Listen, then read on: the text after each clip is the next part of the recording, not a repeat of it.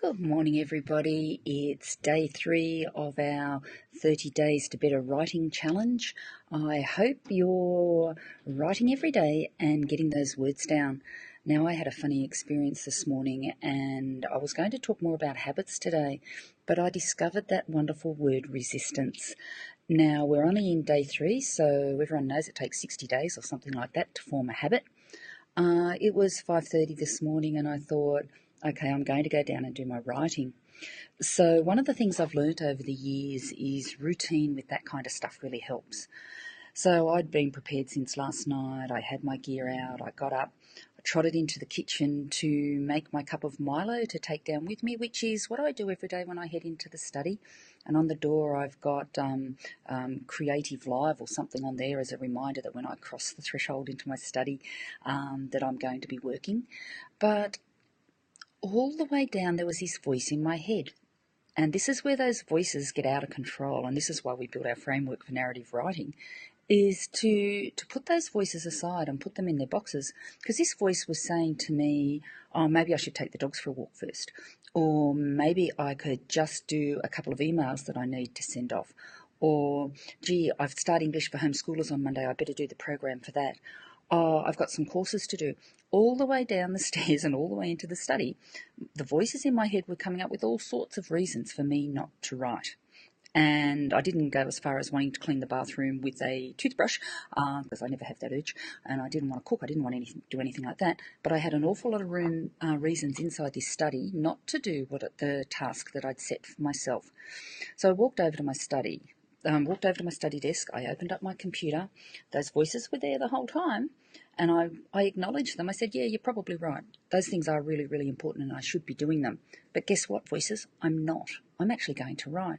And I opened up my document, and those voices were still there. So I leaned over to my notepad, and I wrote a to-do list, and I put all those things that those voices were telling me I had to do on that list.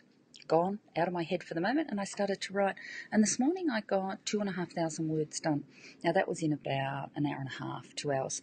So I feel that my main work for the day is done, and now I can tackle my to-do list. And it's still only 9 o'clock in the morning. And I thought, it's not every day you get a run like that. It's not every day that things go well.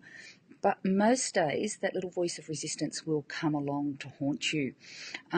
So I guess what you've got to ask yourself on day 3 is how serious you are, because there'll always be a reason not to write. Everybody's lives are busy, and everybody has the same amount of things to do.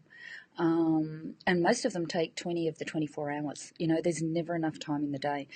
And you can say, right, this is your number one priority, getting this piece of writing done. But you've still got to do everything else. You can't put off the emails. I can't put off building the courses. I can't put off getting ready for Monday. So they all still have to be done. So it's no good saying, I'm just going to focus on my writing today. But I can cut out a block of time where it becomes the only thing that I'm going to do. And it's tough to learn those secrets. I was ready to be hijacked.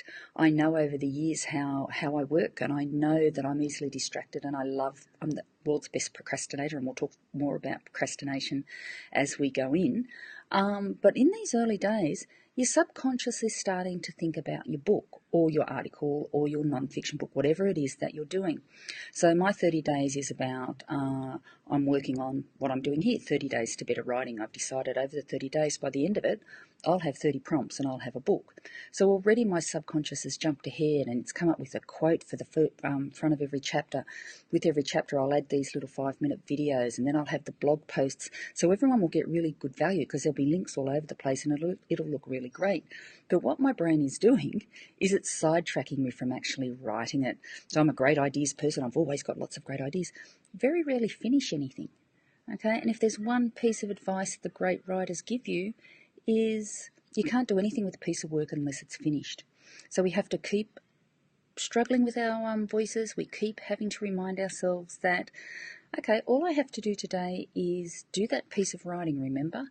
Bum on chair, doing the writing. Because if we don't, we'll get to the end of the 30 days and we're going to have this most amazing list of excuses. It's just not the right time. Now, I spent all of last year I literally didn't have a moment to myself, and it was never the right time. Hence, I never put the book out. So this time it's 30 days. It's going to happen because I'm not allowing those voices to take control of me, and everything else will fit around these 30 days. So today I want you to ask yourself, how serious are you? Do you want to commit for the 30 days? Is your subconscious starting to throw ideas up for you? I'm guessing it is. I'm guessing if you're thinking about this thing and you want it to happen, then you've got a lot of voices on your side. The trick is to listen to those voices and cut out those other negative voices that says now's not the right time. All right, tomorrow we're going to talk about getting the basics right. Unless I wake up in the morning and I discover I'm being sidetracked again and I think you should know about it. Resistance, put him away, and we will soldier on tomorrow with getting the basics right. Bye for now.